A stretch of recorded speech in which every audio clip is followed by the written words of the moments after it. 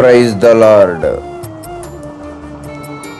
ఈరోజు దేవుని వాగ్దానము.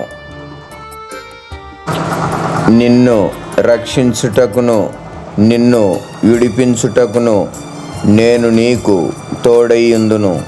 ఇర్మియా గ్రంథము 15వ అధ్యాయము 20వ వచనము. నా మాటుకైతే బ్రతుకుట క్రీస్తే, చావైతే లాభము, చావైతే లాభము.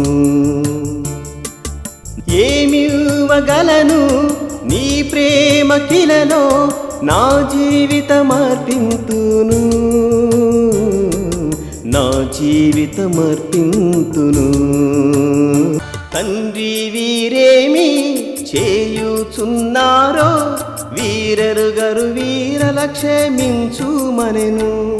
సాటి లేదు నీకు ఈ జగతిలోన, నా కోసమేగా ఈ త్యాగము.